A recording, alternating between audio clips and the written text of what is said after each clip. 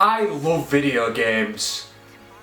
No shit. And I love all kinds. Platformers, RPGs, open world. So with my varied taste, you can imagine that I enjoy when a franchise goes for something completely different to its usual formula. If it's executed well at least. Whether it's a jump from classic platforming to a unique brand of RPGs as seen with Mega Man, or linear action adventure games leading to an open world game that spawns multiple clones as seen with Zelda, as long as the end product's good, I'm happy. But whenever a franchise decides to either change its genre entirely or just tweak the style a little bit, you can always count on a certain crowd coming out of the woodwork. That certain crowd is small but very vocal, and it's not the exact same as every other entry, so I don't like it crowd. I've complained about changes in formula in the past and no doubt will in the future as well, but that doesn't mean I'm against change. But these people, Jesus Christ, they're just so against any kind of change. I wouldn't be surprised if they were still wearing the same underwear from 10 years ago with fungus growing around their cock because they're just so afraid of change. Like dude, I get not liking a shift in formula. I avoided the Ratchet & Clank games on the PS3 for the longest time because I heard they changed a bunch of shit.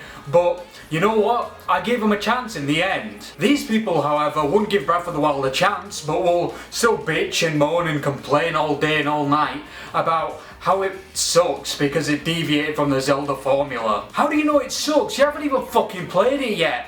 At least give it a chance. You can't base your entire opinion on a game off of some preconceived notion you had while looking at the trailer for it. Actually fucking play it. And for those saying that they've played it and they still didn't like it, that's absolutely fine, you're entitled to your opinion. But if your sole reason for not liking the game is, well, it's not like the other games and nothing else, don't expect me to not roast you and laugh in your face. If the change didn't click with you and you have actual reasons as to why and you can back it up with examples, I'll understand. But if you're going to use change as your only reason and refuse to elaborate further, you can't expect me to respect your opinion. Of course, with that being said, you shouldn't feel obliged to like change in any and every form, because there are plenty of examples of bad change. One of which being Paper Mario. I've not played a single Paper Mario game, but because of the fans, I already know which ones to play and which ones to avoid, because the ones that I should avoid apparently made horrible changes and ruined Paper Mario forever. But hey, you know what? At least they tried something different.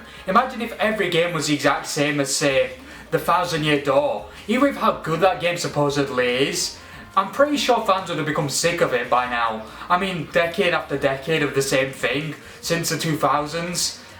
I'm pretty sure that'll get boring at some point, right? There's only so many times you can do the same thing over and over and over again before people get sick and just move on. However, again, change can be bad, and if you don't give the fans what they want, they'll go looking elsewhere. Using the Paper Mario example again, people have looked for games like Bug Fables to fill that Paper Mario void since Nintendo keeps making gimmicky games like Sticker Star. But whether the change is good or bad in the eyes of the fans or general public, don't knock it till you personally try it, because who knows, your favourite franchise taking a weird turn could maybe lead to one of your new all-time favourites. Quickly before I go guys, I know it's been a while, it's been a couple months.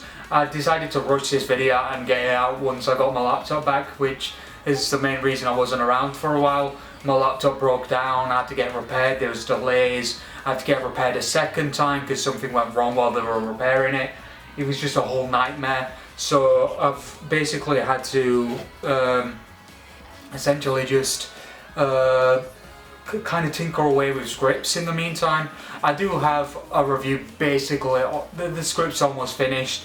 So hopefully I can film that once this is done, and or finish the script and then film and do all that good shit.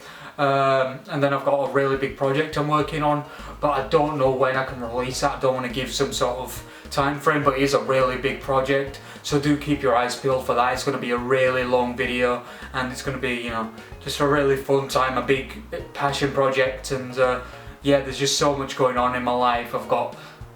I've basically just got a bunch of things going on. I don't want to keep you guys too long, but the uploads may be sporadic, but I'm going to try and keep the consistent bi-weekly schedule. And yeah, that's all I can really say.